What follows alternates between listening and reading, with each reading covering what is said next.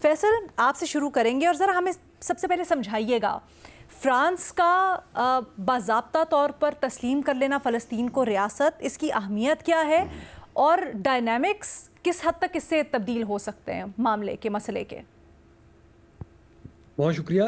देखिए, इस सिलसिले का आगाज़ 1988 में हुआ था कि फ़लस्तीन को एक के बाद एक मुल्क ने तस्लीम करना शुरू कर दिया था, क्योंकि उस वक्त कोल्ड वॉर ख़त्म हो रही थी और यासिर अराफात अल्जीरिया में थे। तो उन्होंने ऐलान किया कि हम अपनी आज़ादी का ऐलान करते हैं और हम आज के बाद PLO जो है ये एक अथॉरिटी होगी जिससे कोई भी मुल्क डील करना चाहेगा तो हम उसकी वो बॉडी हैं जिससे आप डील करेंगे। और फिर उसके बाद पाकिस्तान और इंडिया और ये ममालिक थे और अरब कंट्रीज़ जिन्होंने इसको सबसे पहले तस्लीम किया था। आज 193 यूनाइटेड नेशंस के जो फुल मेंबर स्टेट्स हैं उनमें से 147 पैलेस्टाइन को एक स्टेट रिकॉग्नाइज करते हैं। अच्छा, इससे और अगर फ्रांस कर लेता है तो ये 148 होगा। इस तरह ये है कि दुनिया की वो पॉपुलेशन, वो ममालिक जिनकी आबादी जो है 6 अरब से ऊपर है, वो फ़लस्तीन को या तो तस्लीम कर रहे हैं या उसके स्टेटहुड की तरफ जा रहे हैं। ये एक बहुत बड़ा प्रेशर होगा उस दुनिया की माइनॉरिटी पॉपुलेशन के ऊपर जो कि अमेरिका और इसराइल के साथ है, जो ताकतवर तो हैं लेकिन वो अपनी पॉपुलेशन में एक बहुत छोटी माइनॉरिटी की तरफ बढ़ रहे हैं। और दुनिया में जो बहुत तेज़ी से एक रीअलाइनमेंट हो रही है, ग्लोबल ऑर्डर शिफ्ट हो रहा है, उसमें कोई भी बड़ा मुल्क इस रिस्क को लेने के लिए इंटेलिजेंटली तैयार नहीं है कि वो 83% पॉपुलेशन ऑफ द वर्ल्ड जो है उसके एम्बिशंस, उसकी हमदर्दियों और उनके ख्यालात के अगेंस्ट खड़ा हो।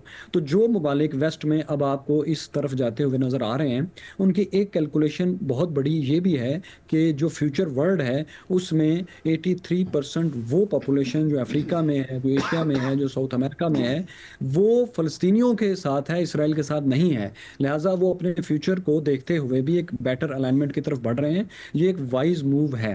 फ़लस्तीन को अगर फ्रांस तस्लीम करता है तो ये इसलिए बहुत अहम होगा कि G7 के बाकी ममालिक और यूरोप के जो ममालिक रह गए हैं फ़लस्तीन को तस्लीम करने से, वो भी इस तरफ जाएंगे।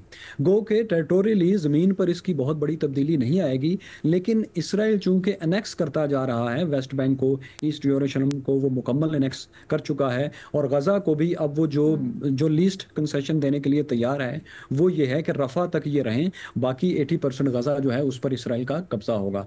तो वो इसको भी रोकना चाहते हैं, क्योंकि जब कोई स्टेट किसी दूसरी स्टेट को रिकग्नाइज़ करती है तो उसकी जो मेन शराइत हैं उसमें यह है कि एक ज्योग्राफिया को आइडेंटिफाई करती है कि ये ज्योग्राफी है जिसको हम रिकग्नाइज कर रहे हैं, ये पॉपुलेशन है जिसको हम रिकग्नाइज कर रहे हैं। यूनाइटेड नेशन में भी इससे बहुत बड़ा फ़र्क पड़ेगा, क्योंकि फ्रांस सलामती कौंसिल का भी मेंबर है और फ्रांस और जर्मनी यूरोपियन यूनियन की बैकबोन है। ये दो ममालिक जो बात करते हैं, यूरोप उसकी तरफ जाता है फिर, क्योंकि यही इस वक्त यूरोप का मसल है, क्योंकि बरतानिया तो बाहर निकल चुका है। और वैसे भी जिस तरह अमेरिका का जो प्रॉमिस है वो ना सिर्फ अपने दुश्मनों के साथ बल्कि अपने एलाइज के साथ भी फेल हो रहा है, क्योंकि अमेरिका अब अपने एलाइज को भी वेसल स्टेट्स की तरह ट्रीट करने लगा है। तो खुसूसन फ्रांस में और बरतानिया में ये सोच है कि हमें जो न्यू वर्ल्ड ऑर्डर है इसमें अपनी पोजीशनिंग बेहतर करनी है। सो वो ये इन तमाम कैलकुलेशंस को देखकर आगे बढ़ रहे हैं, जिसकी सिंबॉलिक अहमियत होगी। और जो भी फ्यूचर बारगेन होगा फ़लस्तीन की स्टेटहुड के लिए, तो ये उसमें बारगेन के तौर पर बात फ़लस्तीनियों के हक में जाएगी। ठीक है। अच्छा फैसल, आपने बार बार अगर का लफ्ज़ इस्तेमाल किया कि अगर फ्रांस इसको रियासत तस्लीम करता है फ़लस्तीन को, क्या आप मोहतात हो रहे हैं वैसे, या फिर अभी भी आपको कुछ शक है फैसला बदला जा सकता है? देखिए, जून में इन्होंने ऐलान किया था कि 17 से 20 जून तक न्यूयॉर्क में कॉन्फ्रेंस होना थी, जिसको कि सऊदी अरब ने और फ्रांस ने मिलकर ऑर्गेनाइज किया था। आपको पता है कि वो अमेरिका और इसराइल के दबाव पर कॉन्फ्रेंस कैंसिल कर दी गई थी। So it's not done unless it's done. तो मुझे थोड़ा सा इसके ऊपर करना पड़ेगा। एक बात है, नहीं डाउट नहीं, मेरा ख्याल है थोड़ा सा मुहतात हूं मैं। ठीक है तो तब ही हम उसको कहेंगे। ठीक है, मैं इसीलिए कंफर्म कर रही थी। अच्छा, अब इसराइल के ऊपर क्या फ़र्क पड़ेगा वो मैं आपसे आकर पूछती हूँ। मज़हर अब्बास साहब, आपको नहीं लगता कि ये जो इक़दामात हैं ये अर्जेंसी की तरफ इशारा करते हैं? आप फ्रांसीसी सदर के ख़त में एक लाइन देख लें जिसमें वो कहते हैं कि पहली प्रायोरिटी इस वक्त हमारी ये है کہ غزہ میں جنگ بندی کریں اور وہاں پر جو اس وقت قحط سالی کے حالات ہیں ان کو ٹھیک کروائیں. پھر جو برطانوی عہدیداران ہیں وہ بھی بار بار یہ کہہ رہے ہیں. کیا آپ کو لگتا ہے وہ پریشر بلڈ ہو سکے گا اسرائیل کے اوپر یا نہیں؟ علینا دیکھیں، مر جائے گی مخلوق تب انصاف کرو گے، منصف ہو تو حشر بپا کیوں نہیں کرتے. مطلب وہاں ہو کیا رہا ہے؟ یہ آپ جب تک آپ ریکگنائز کریں گے، جب تک آپ اس کو تسلیم کریں گے، جس طرح ابھی بے نظیر کہہ رہی تھی، وہاں بچا کیا ہے سوائے قبرستان کے؟ وہاں آپ پچھلے 2 دن میں جو رپورٹس آئی ہیں، جو اے ایف پی کے کورسپونڈنٹس ہیں ان کی رپورٹس پڑھیں آپ، رائٹرز، بی بی سی، ان کے کورسپونڈنٹس ہیں، وہ کوئی پروفیشنل ایڈ کی بات نہیں کر رہے. وہ یہ بات نہیں کر رہے کہ ان کو کوریج کرنے کی وہ نہیں ہے. وہ یہ بات کر رہے ہیں کہ میں کوریج کروں کیسے، میں بھوک سے مر رہا ہوں. یہ کبھی بھی نہیں ہوا. گولی لگنے سے مرنے سے کبھی کسی نے یہ نہیں کہا کہ ہمیں کوئی اس کا خطرہ ہے کہ گولی سے ہم مر جائیں گے.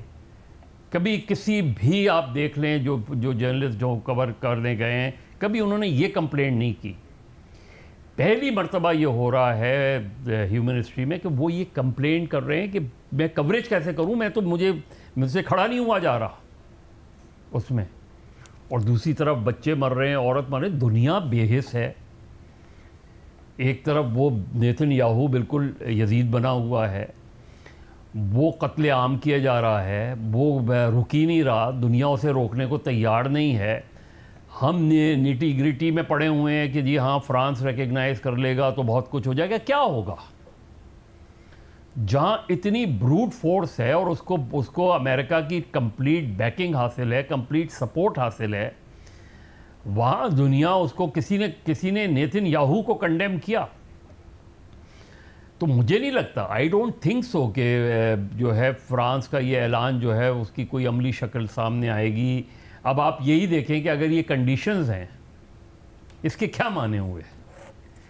محمود عباس اور حماس کا تو کانفلکٹ موجود ہے. محمود عباس کی رٹ ہے کہاں؟ تو محمود عباس کہاں سے رٹ قائم کریں گے اپنی اس میں؟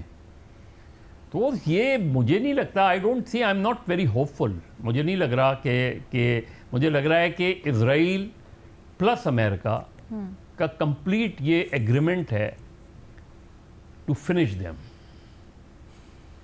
جب یہ کمپلیٹلی وائپ آؤٹ ہو جائیں گے، مار دیے جائیں گے، حماس کا نام و نشان مٹ جائے گا، یہ سب کچھ ہو جائے گا، تب بھی پیلسٹینین کو ایک الگ ریاست تسلیم نہیں کیا جائے گا. ہو سکتا ہے میں غلط ہوں. وہ فلسطین کو اس میپ پہ، ورلڈ میپ پہ دیکھنا ہی نہیں چاہتے.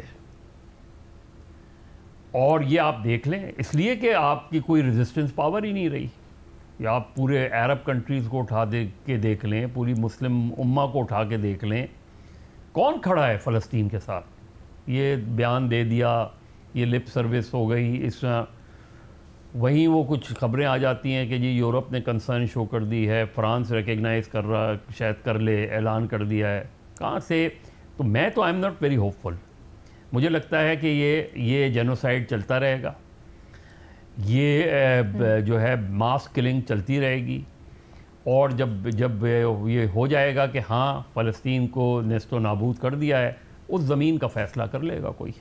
وہ صاحب جہاں جو آپ بات کر رہے ہیں دیٹ از ایبسولوٹلی فیکٹس، لیکن دوسری طرف ہم یہ بھی دیکھ رہے ہیں کہ بہت بڑا احتجاج ہو رہا ہے دنیا میں. آپ کسی ملک کو اٹھا کے دیکھ